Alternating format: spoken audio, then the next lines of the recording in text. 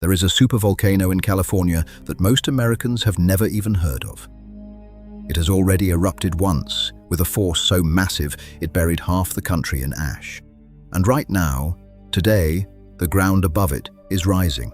Stay with me until the end, because what happens at this place could change everything for millions of people, and almost nobody is talking about it. Everyone knows Yellowstone. It's the famous one, the one in every documentary, the one people joke about when they talk about a supervolcano wiping out America. But there's another one, sitting quietly in eastern California, just a few hours from Los Angeles. And in some ways, it's even more unsettling than Yellowstone, because it's been showing physical signs of life for over 40 years, and it's still moving right now. It's called the Long Valley Caldera.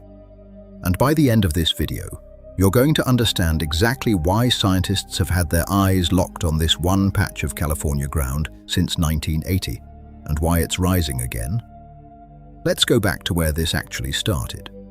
About 760,000 years ago, an eruption tore open the earth in eastern California. This wasn't a normal volcanic eruption. This was what geologists call a supereruption, the same category as Yellowstone's biggest blasts.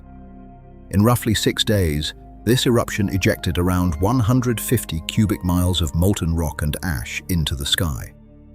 To put that in perspective, that is roughly 500 times more material than Mount St. Helens released in 1980, an eruption that most people still remember as catastrophic. This ancient eruption didn't just destroy the local area. Ash from it drifted across the continent and fell as far away as Nebraska, more than 1,000 miles from the source. The eruption emptied the magma chamber underneath the region so completely that the ground above it collapsed inward, like a cake sinking in the middle. That collapse created a massive bowl-shaped depression, 20 miles long and 11 miles wide, called a caldera. That caldera is still there today. You can drive right through it on Highway 395, heading toward Mammoth Lakes, one of California's most popular ski towns. And most tourists driving through have no idea they're crossing the scar of one of the largest volcanic explosions in North American history. Now here's where it gets genuinely unsettling. In May of 1980, a series of magnitude 6 earthquakes struck the southern edge of this caldera. Multiple strong quakes, some on the very same day. And when scientists from the US Geological Survey came out to investigate, they didn't just find earthquake damage, they found something else. The floor of the caldera was rising, not from erosion, not from settling, but from magma pushing upward from below. Since that unrest began in 1980, part of the caldera floor, an area geologists call the resurgent dome, has risen by more than 30 inches, 2.5 feet of solid ground, lifted upward by molten rock beneath it over the span of a few decades. And this uplift hasn't been a one-time event. It has happened in pulses, rising, pausing, sometimes even settling slightly, then rising again, tracked continuously by GPS stations and satellite radar ever since. If you drive into Mammoth Lakes today, you can actually see it. There's a wide dome-shaped rise in the landscape, right there next to the highway. And that shape exists because the ground beneath it has physically been pushed upward by magma for over 40 years. And the uplift isn't the only sign something is active underneath. Just southwest of the caldera, on Mammoth Mountain itself, trees started dying in the early 1990s across several patches of forest. At first, nobody understood why. Then scientists discovered the cause.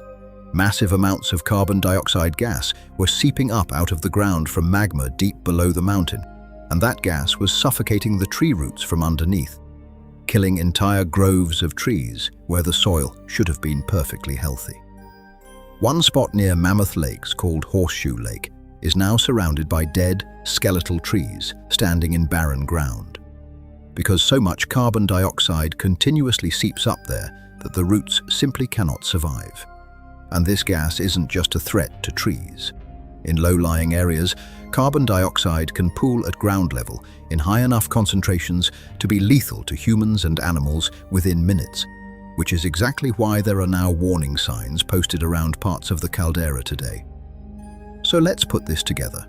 You have a documented history of one of the largest volcanic eruptions in North American history. You have ongoing ground uplift that's added up to nearly 3 feet since 1980. You have earthquake swarms that continue to strike the area.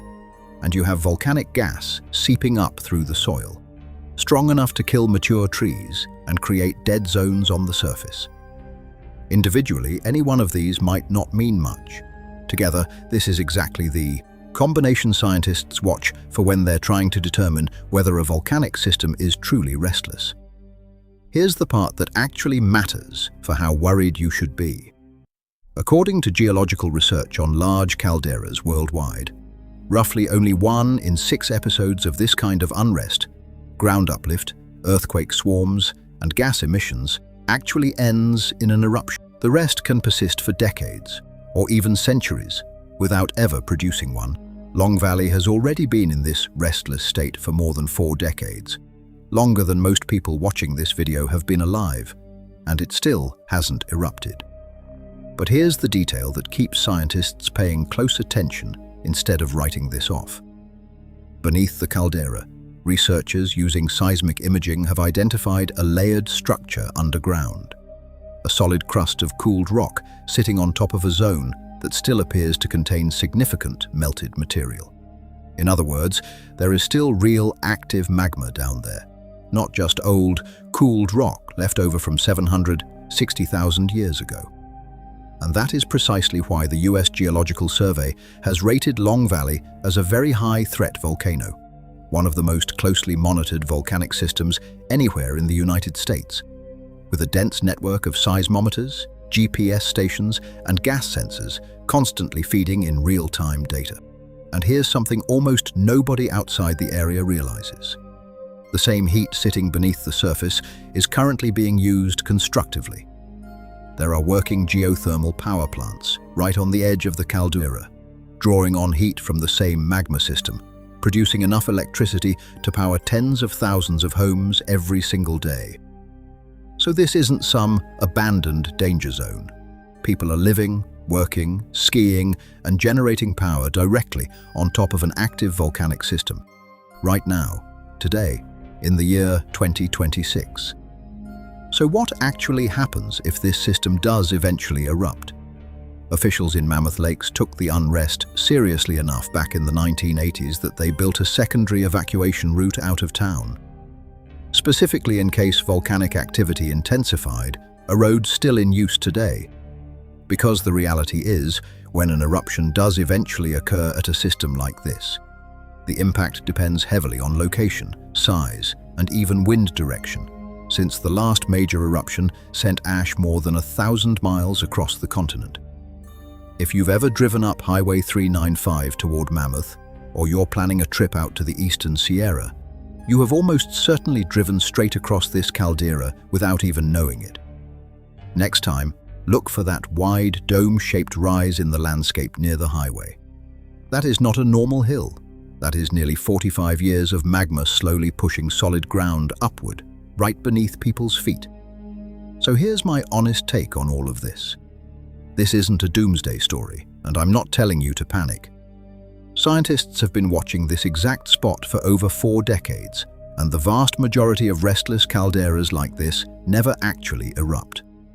But it is one of the most genuinely fascinating and genuinely underreported geological stories in the entire country, sitting quietly in plain sight in California, rising a little more every single year. If this is the kind of story you want more of, the ones that are real, that are actually happening right now, and that most channels never bother covering, subscribe, because that's exactly what this channel is built around. And tell me in the comments, had you ever heard of Long Valley before this video, or is Yellowstone the only supervolcano you knew about? I'll see you in the next one.